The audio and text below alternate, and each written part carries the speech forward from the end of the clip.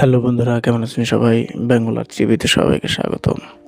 যারা আমাদের এই চ্যানেলটি নতুন শুনছেন তারা অবশ্যই সাবস্ক্রাইব করে রাখবেন।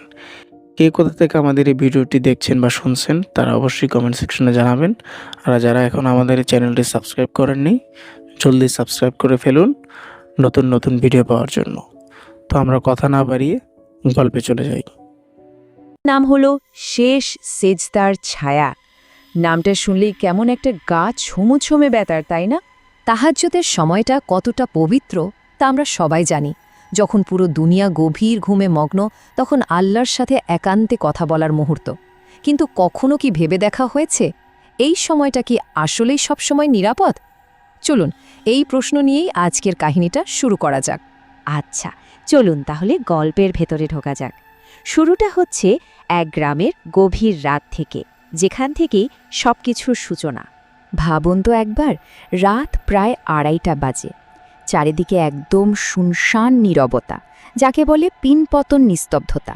মাঝে মাঝে হয়তো ঝিঝি পোকার ডাক বা বাতাসে পাতার শব্দ ছাড়া আর কিছুই শোনা যাচ্ছে না। ঠিক এরকম একটা থমথমে পরিবেশেই কিন্তু আমাদের গল্পের শুরু। তো এই গল্পের মূল চরিত্র হচ্ছে রাশেদ, গ্রামেরই এক যুবক, খুবই ধর্মপ্রাণ। আর তার একটা নিয়ম ছিল, সে প্রায়ই গভীর রাতে উঠে তাহাজ্জুদের নামাজ পড়ত। আর সেদিনও এর কোনো অন্যথা হয়নি। শুরুটা কিন্তু একদম স্বাভাবিকই ছিল। রাশেদ ভেবেছিল অন্য সব রাতের মতোই কাটবে, কিন্তু সে জানত না ওই রাতের নিস্তব্ধতা খুব শীঘ্রই ভাঙতে চলেছে এক অজানা অশুভ কিছুর আগমনে। তো রাশেদ যেই না নামাজে দাঁড়িয়েছে, অমনি ঘরের কোণ থেকে একটা অদ্ভুত শব্দ তার কানে এলো। একটা রিদমিক সাউন্ড, টক টক টক। প্রথমে সে ব্যাপারটাকে পাত্তাই দিল না, ভাবল হয়তো কোনো ইঁদুর টিদুর হবে। সে তার নামাজেই মন দিল। কিন্তু তার ধারণাটা ভুল ছিল, কারণ শব্দটা আর এক জায়গায় থেমে থাকল না। মনে হলো ওটা ধীরে ধীরে ওর দিকেই এগিয়ে আসছে।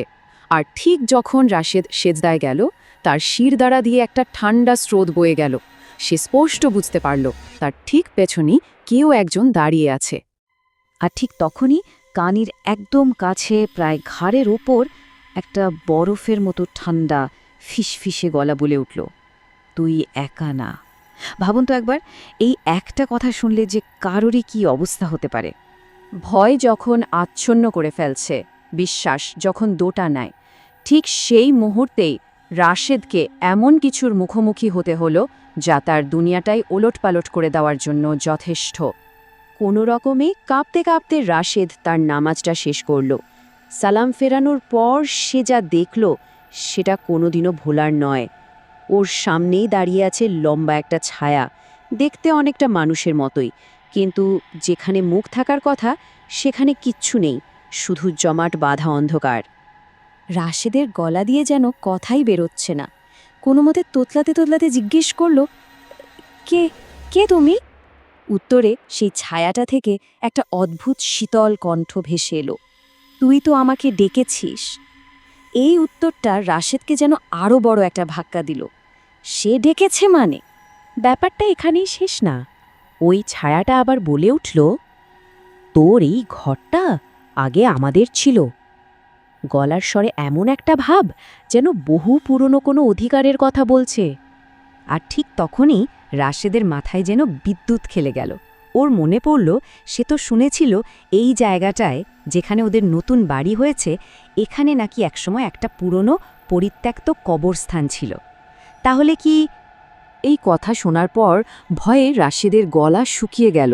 সে কি দোয়া পড়বে, কি করবে, কিচ্ছু মাথায় আসছিল না।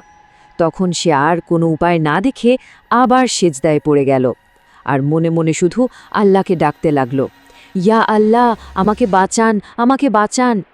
আর ঠিক সেই মুহূর্তে, যখন ভয় সব কিছুকে গ্রাস করে ফেলেছে, যখন মনে হচ্ছে আর কোনো আশা নেই, ঠিক তখনই রাতের নিস্তব্ধতা ভেদ করে দূর থেকে ভেসে এলো ফজরের আজান।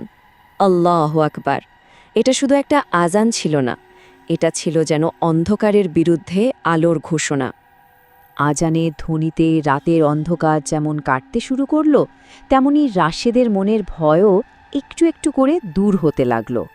ভোরের আলো নিয়ে এলো এক নতুন আশা, সকালে রাশেদ যখন ভয়ে ভয়ে তার মাকে সবটা খুলে বলল, তখন তার মা তাকে জড়িয়ে ধরে যা বললেন তা ছিল খুবই গুরুত্বপূর্ণ।